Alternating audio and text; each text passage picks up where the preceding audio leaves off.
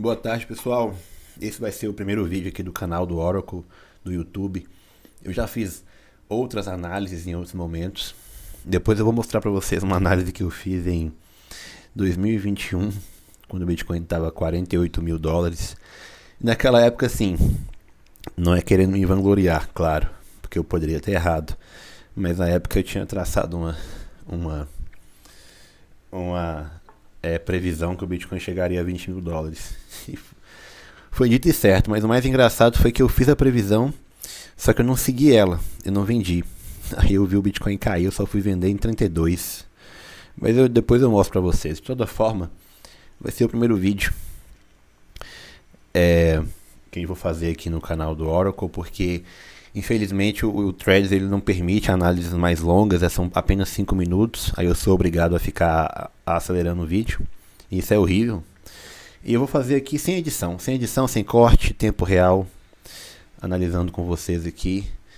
Vai ser uma vez por semana, talvez 2 vezes por semana eu consiga fazer também, porque eu não posso deixar de produzir o conteúdo pro Threads, né? Que é onde o pessoal prefere assistir, é onde tem mais visibilidade. Infelizmente o YouTube ele não é muito bom para isso. De toda forma, já vamos bater o olho aqui. Hoje eu vou fazer uma análise mais global, certo? Eu quero começar a olhar o gráfico pelo semanal, para depois a gente ir para outros tempos gráficos. E talvez eu também fale a respeito do Ethereum. Vamos ver como é que vai ser o desenrolar aqui desse vídeo. Eu não quero que ele fique muito longo, perfeito? Então de cara aqui nós vamos observar o nosso tempo gráfico semanal e esse grande canal aqui que eu tracei já vários meses atrás, acho que mais de um ano já. E eu sempre fui uma pessoa que gostei de aprender métodos diferentes, sabe, de análise. E os canais foi um dos métodos que eu achei mais interessante pela simplicidade que eles trazem e também pela assertividade, especialmente em ativos mais maduros, igual o Bitcoin. No mercado tradicional ele ainda é melhor, só que o Bitcoin já está se tornando um ativo tão maduro quanto, né? A maior parte das grandes empresas do mundo já tem um capital de mercado próximo ou igual, ou um pouco maior que o Bitcoin. De toda forma, vocês podem observar aqui, claro, né, este canal aqui, ele em si ele pode ser duplicado, ele pode ser movido de local. Se você duplica os canais, eles mantêm a mesma assertividade, certo? Eles não são um limite fixo, inexorável do preço. E já você pode ficar brincando de fazer canal no gráfico tanto que você quiser, que é uma tarefa gostosa, sabe? Esses gráficos, esses canais que eu estou fazendo aqui, por exemplo, como vocês podem me observar, só de ter traçado aqui, vocês já conseguiram ver como o preço do Bitcoin gosta de respeitar os canais. Mesmo, você viu que eu passando aquele canal para baixo aqui, nós temos toques relevantes aqui nessa parte, toques relevantes aqui, toques relevantes aqui, toques relevantes aqui no meio do canal. É uma pequena curiosidade para demonstrar a validade. E este aqui é o canal que nós temos ficado já há bastante tempo aqui no Bitcoin, a gente pode dizer que ele está sendo respeitado bem desde 2017, naquele bull market. Então a gente tem aqui 2 topos de bull market, certo? A gente tem 3 fundos de bear market. Um deles é o fundo do Covid, que foi um momento relevante de teste do preço, ou seja, é um momento assim que se houvesse algum momento para poder invalidar o canal seria este, e não foi. Eu gosto de tratar esse canal de uma maneira bem simples. Aqui abaixo você tem a região de bear market, que são os fundos máximos, né? Porque se você bem observar, existem uns fundos que também ficam um pouco acima, que vão ficar dentro da interseção do canal, fora dessa zona de fundo. Então essa zona aqui é realmente assim, é o fundo. Pode ver que aqui inclusive tem um quarto que eu não tinha visto. 4 fundos. E vocês vão ver que também é a parte de superior aqui, que é justamente aonde termina essa região de bear e começa a região de transição, também são importantes, são relevantes. Aqui na parte superior do canal você tem os topos de mercado, certo? Você vê que o primeiro topo, ele conseguiu entrar nessa zona. O segundo aqui do bull market de 2021 não conseguiu entrar nessa zona. E eu espero que esse próximo também não chegue lá, porque a gente está falando de uma zona assim, de bull markets que são expressivos. E para isso acontecer, você tem que ter condições macroeconômicas muito, muito específicas. Inclusive porque o teu próprio ativo, né, ele começa a ficar muito, um market cap muito alto, e isso torna mais difícil para ele atingir tanto as zonas inferiores quanto as zonas superiores, que eu chamo essas duas zonas aqui, né, são zonas extraordinárias, vamos colocar assim. E você tem a zona de interseção dos canais, a zona que marca a região de transição entre dois períodos, que eu considero, né, do ponto de vista mais global, que essa zona aqui abaixo da seta amarela aqui marcada, é uma zona de regimes mais baratos do Bitcoin, aqueles momentos em que você compra Bitcoin, você guarda Bitcoin, você estoca Bitcoin, e a parte de cima são os raros momentos em que vale a pena você realizar alguma quantidade de Bitcoin. Inclusive, os meus algoritmos que eu vendo a vocês como forma de serviço, né, que calibra seus aportes, calibra suas vendas, calibra suas recompras, eles são baseados bastante nesse princípio, que existem regimes caros e existem regimes baratos, e que todos esses pontos aqui abaixo são pontos baratos, e todos os pontos aqui acima são pontos caros. Não que o Bitcoin seja caro de alguma forma, mas que relativamente ao seu histórico, aquele momento ali é ideal que você realize para você justamente poder comprar mais. A intenção aqui não é ter mais dólares, a intenção aqui é fazer com que você consiga comprar mais Bitcoins, porque a verdade é que ele sendo escasso, é importante que você tenha cada vez mais, né? Então, por que você vai ignorar sinais claros de um momento que está caro, simplesmente porque você mantém uma filosofia rígida de nunca vender? Eu acredito que qualquer extremo é uma certa burrice, né? E o meu algoritmo, por exemplo, com eficiência 6 vezes maior do que o simples DCA de você comprar toda semana e guardar, você está falando de 6 vezes mais eficiência em um prazo de 7 anos, é difícil você ignorar. Mas de qualquer forma, vocês entenderam bem como é que funciona aqui o nosso sistema, né, de análise de canais do canal macro. A partir deste canal aqui, eu trabalho os canais inferiores, porque todos os canais que eu uso no diário, no semanal, são subdivisões deste grande canal aqui que a gente tem respeitado desde 2017. Então, se nós pegarmos qualquer ponto aqui e nós dividirmos os canais, igual, por exemplo, eu posso pegar o canal aqui, este canal daqui de cima, que na verdade aqui são dois canais sobrepostos, né? O canal principal, ele existe aqui dentro desses dois canais. Na verdade, porque eu fiz essa sobreposição? Justamente porque eu percebi que existem zonas que são mais extraordinárias, né? Como eu mostrei para vocês aqui, tem os fundos máximos e os topos máximos que ficam nessa zona que é uma interseção. E tem a zona de transição. Inclusive eu gostaria de até mostrar para vocês melhor a zona de transição antes de passar para essa parte. E a zona de transição é uma coisa assim, é linda. Ela é maravilhosa. Vocês podem muito bem ver que nos bull markets, né, a gente toca nela como suporte. A gente tocou nela como suporte aqui, tocou nela como suporte aqui, tocou nela como suporte aqui, aqui como rejeição, ou seja, tocando como resistência, aqui como resistência, aqui nesse pequeno momento, breve momento aqui em 2020 e 20, no início do bull market, a gente rejeitou nela como resistência durante 4 semanas, 1, 2, 3, 4 semanas, a gente rejeitou nessa região que eu chamo de região de transição. Depois, nós fizemos suporte nesta região. Nós fizemos suporte aqui de novo, nessa mesma região. E quando nós perdemos ela, a gente veio diretamente buscar a zona pontilhada, que eu chamo de uma zona de transição dentro dos regimes, né? Porque essa região de transição aqui é entre regimes. Essa aqui é a zona de transição intra-regimes. Então, assim, a gente tem tanto a inter-regimes quanto a intra-regimes. Essa aqui é a inter-regimes E a zona intra, que essa zona intra também é muito bonita. É assim, é engraçado como funciona o preço. Vocês podem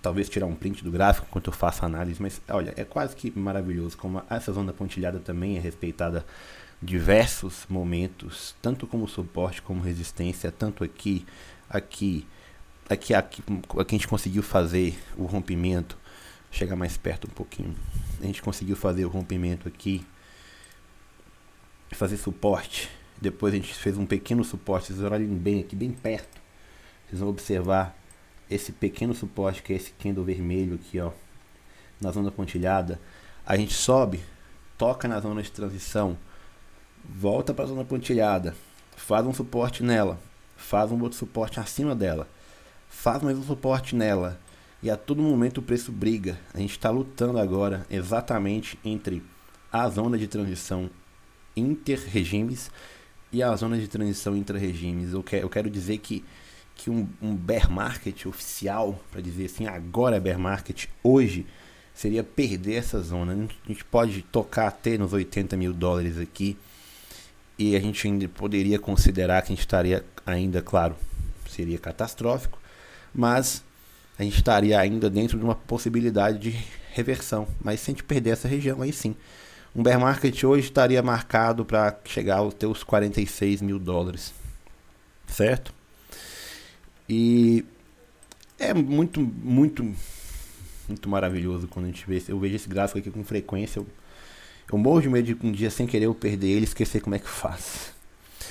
E eu já até contei para vocês, até vi para vocês algumas vezes aquelas projeções que do ciclo, né, que funcionam muito bem aqui, por exemplo, quando a gente pega essa região aqui e chega para travar o fundo, porque eu tenho que ajeitar essa fibra aqui.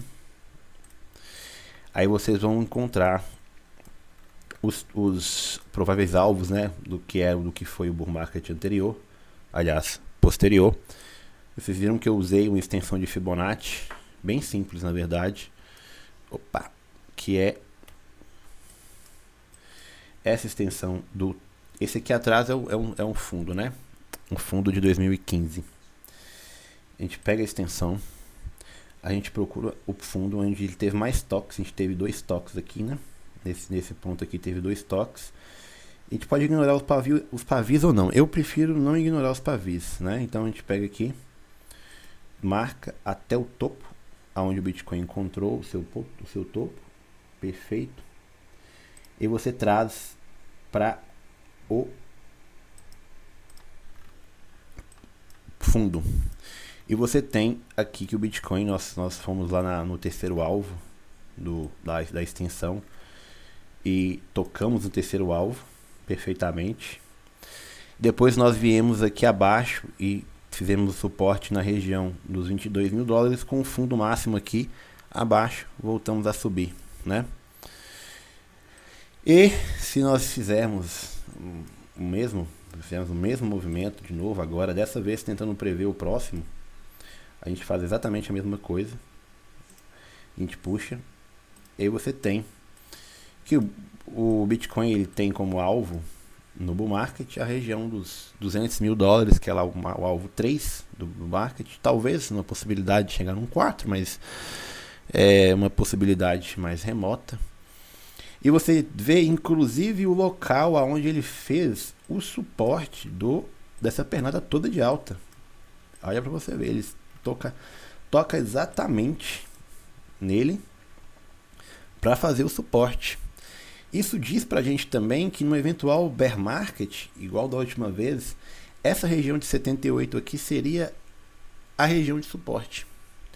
Ou seja, a gente estaria falando de um bull market que ele iniciaria em algum momento aqui nos próximos meses, ele iria até essa região, e lá em 2026 nós voltaríamos para cá para fazer suporte em 67, 68, 70 mil dólares. Maravilhoso, né? Até porque tem muita gente que fala que o bull market, que no próximo bear market nós nunca mais vamos voltar abaixo de 100 mil dólares. Eu duvido.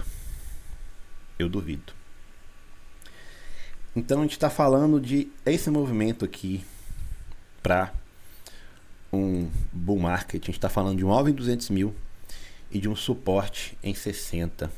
É condizente com os padrões clássicos do Bitcoin de correções anuais, né?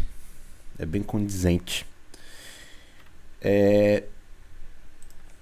Então, assim, eu acho que esse vídeo vai ficar mais pra gente poder estudar o macro mesmo, porque senão vai ficar enorme. Eu não quero um vídeo enorme.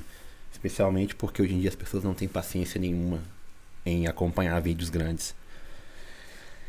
Cara,